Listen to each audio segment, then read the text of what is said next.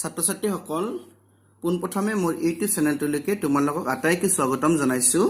আজি আমি আলোচনা কৰিম সপ্তম শ্ৰেণীৰ গণিতৰ সৰল সমীকৰণ নামৰ অধ্যায়টিৰ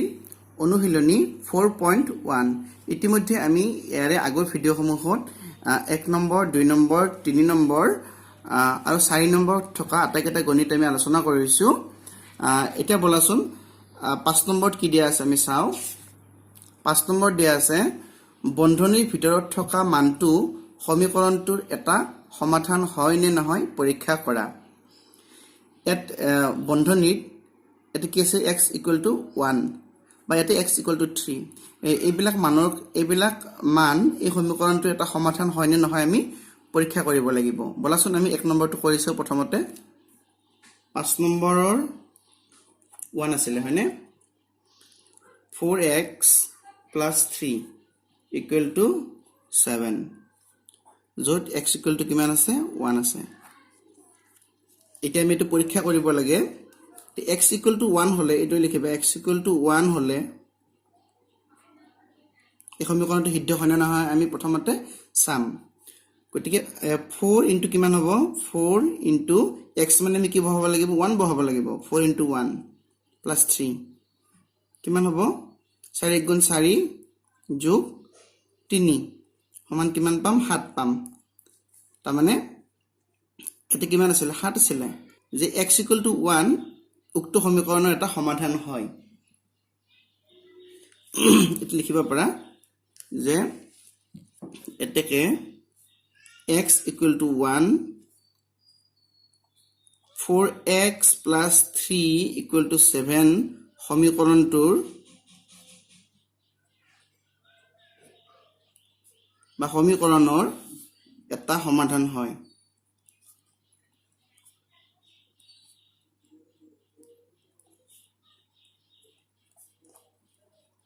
হৈ গল 1 নম্বৰটো। এতিয়া বলা 2 নম্বৰটো কি কৈছে আমি চাও। 2x/3 plus 5 equal to 7 যত x ৰ মান কি দিয়া আছে 3। গতিকে x = 3 গতিকে x = 3 এটো সমীকৰণৰ এটা সমাধান হয় নে নহয় আমি চাম। এতিয়া এত লিখিবা x = 3 হলে এটো কি লিখিব পাৰো 2 × 3 তাৰ মানে x ৰ ঠাইত আমি 3 লিখিব পাৰো 2 × 3 divided by 3 plus 5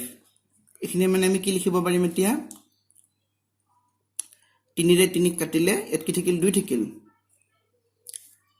3 ৰে 3 কে আমি যদি হৰণ কৰো একবাৰ যাব হয়নে। গতিকে 2 × 2 যোগ 5 কি হল 7 হল। অৰ্থাৎ এত কিমান আছিল 7 আছিল। আমি অতে x = 3 বহাতে আমি 7 পালো। গতিকে কি লিখিব পাৰিম x = 3 উক্ত সমীকৰণৰ এটা সমাধান হয়। এত লিখি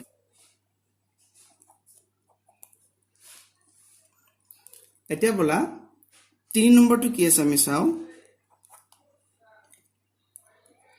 x - 4 = 1 x ৰ মান কি দিয়া আছে 3। এটো বলাচোন x = 3 বহুৱালে বা হলে x = 3 হলে আমি x ৰ ঠাইত ইয়াতে কি বহাম 3 বহাম 3 - 4 হয়নে। গতিকে 3 - 4 সমান আমি কিমান পাম -1 পাম। ইয়াৰ 3 আগত একোনে মানে এটা প্লাস আছে। গতিকে তুমি যদি এনেকে ধৰি লোৱা প্লাস মানে জমা আৰু মাইনাস মানে ধাৰ। তোমাৰ হাতত যদি 3 টকা জমা থাকে 1 টকা যদি ধাৰ থাকে তেতিয়ালে তুমি 1 টকা ধাৰতে থাকিলা হয়নে। হেকাৰণে -1 তে 3 - 4 = -1 তাৰ মানে এত কিমান আছিল 1 আছিল। গতিকে x = 3 ৰ বাবে সমীকৰণটো হেৰি নহয়। গতিকে x = 3 সমীকৰণটোৰ এটা সমাধান নহয়। এতেকে এটো কি লিখিব পাৰো এটো not equal to লিখিব পাৰো নে not equal to 1 আমাক লাগিছিল কিমান 1 লাগিছিল কিন্তু আমি কিমান পালো -1 পালো। গতিকে not equal to 1 এক নহয়। হেকাৰণে লিখিবা এতেকে x = 3 x - 4 = 1 সমীকৰণৰ এটা সমাধান নহয়। 3 নম্বৰটো হৈ গ'ল 4 নম্বৰটো চাবা 6x equal to 18 য'ত x equal to 2 দিয়া আছে এটা চাবা x equal to 2 হলে আমি কি লিখিব পাৰিম 6 into 2 equal to 12 পাম 6 দুগুণ কিমান 12 তাৰ মানে এটো কি not equal 18 এট 18 আছিল গটিকে 12 to 18 ৰ সমান নহয় যেহেতু এতিয়া আমি কি লিখিম এটাকে x equal to 2 ৰ বাবে বা x equal to 2 6x equal to 18 ৰ এটা সমাধান নহয়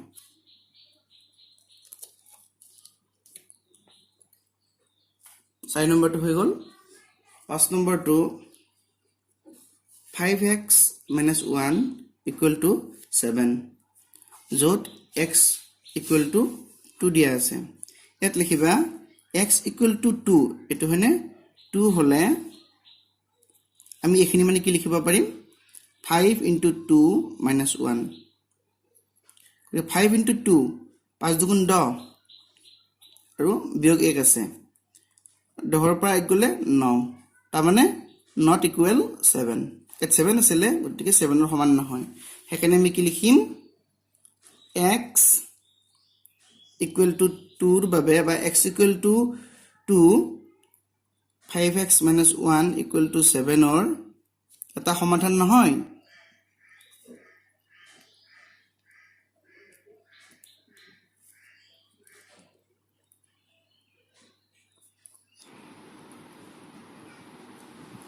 ছয় নম্বৰটো x plus 9 equal to 13 য'ত x ৰ মান দিয়া আছে 4 এতিয়া আমি লিখিব পাৰিম যে x equal to 4 হলে এত লিখিবা x equal to 4 হলে আমি কি পাম x ৰ ঠাইত আমি প্ৰথমতে 4 বহুৱাম 4 plus 9 আছে গতিকে আমি 4 আৰু 9 যোগ কৰিলে কি পালো 13 পালো তাৰ মানে আমি কি লিখিব পাৰো এতিয়া এতেকে x equal to 4 এটো 4 আছে নহয় x equal to 4 x plus 9 equal to 13 সমীকৰণৰ এটা সমাধান হয় এটো হৈ গল এটা বলা 7 নম্বৰটো কি আছে আমি চাও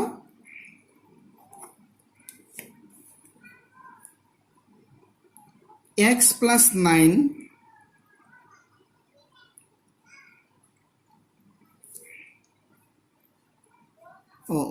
sorry 7 নম্বৰটো আছিল 5x minus 7 equal to 8 য'ত x মানে কি দিয়া আছে x ৰ মান 3 দিয়া আছে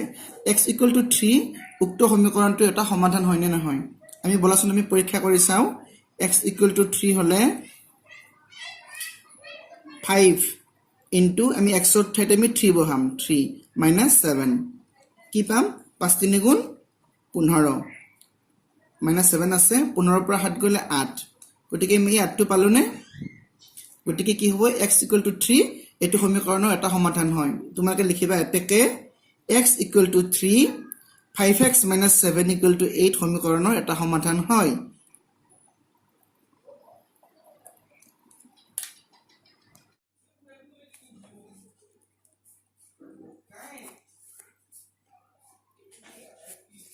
y by 3 plus 5 y by 3 plus 5 equal to 8 দিয়া আছে য'ত y ৰ মান আছে 9 এটা y equal to 9 ৰ বাবে এই সমীকৰণটো সিদ্ধ হয় নে নহয় আমি চাম ঠিক আছে এটা চাবা y equal to 9 বহুৱালে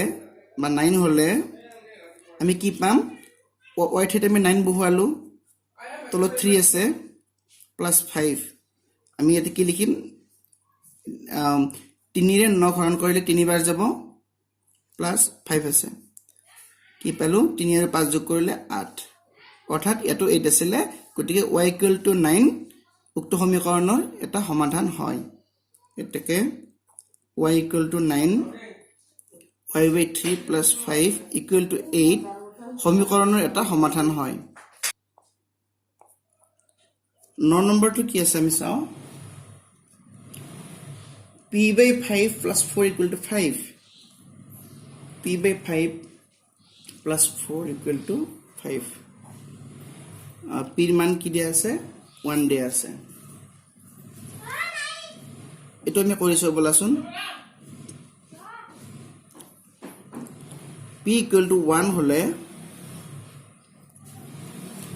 এটো p আছে গতি p ঠাইতে আমি 1 বহাম 1 by 5 plus 4 এটোতে কি হ'ব চাবা এটো তুমি লখাগু লৈ লোৱা 5 5 আৰু 1 অৰ্থাৎ 4 তলত একো নাই মানে এটা 1 থাকে সেইকাৰণে 5 আৰু 1 লখাগু কিমান হ'ব 5 হ'ব তে 5 5 ৰে 5 হৰণ কৰিলে এক বাৰ 5 1 গুণ 5 আৰু এই 1 টোৰ লগত পূৰণ দিয়া সেই 1 1 গুণ 1 গতিকে এটো 1 পালো প্লাস ইয়াৰ তলত 1 আছে 1 ৰে 5 হৰণ কৰিলে 5 বাৰ আৰু এই 5 4 গুণ 20 গতিকে আমি কিমান পালো 21/5 এটো not equal to 5 আমাক 5 লাগিছিল হয়নে কিন্তু 5 নাপালো গতিকে not equal to 5 তাৰ মানে p equal to 1 এইটো সমীকৰণৰ এটা সমাধান নহয় এখানে লিখিবা এতেকে p equal to 1 p by 5 plus 4 equal to 5 সমীকৰণৰ এটা সমাধান নহয় এতিয়া বলা 10 নম্বৰটো কি আছে আমি চাও হেকৰটো x by 7 equal to 6 x equal to 42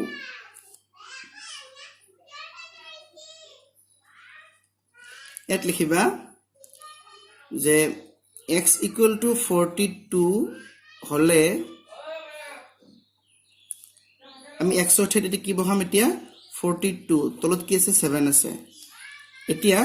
হাতেৰে যদি আমি 42 হৰণ কৰো 6 বাৰ যাব আমি কি পালো 6 পালো অৰ্থাৎ এটো আছিল 6 তাৰ মানে x equal to 42 ৰ বাবে সমীকৰণটো সিদ্ধ বা x equal to 42 এটো সমীকৰণৰ এটা সমাধান হয় গতিকে লিখিবা এতেকে x equal to 42 x by 7 equal to 6 ৰ এটা সমাধান হয়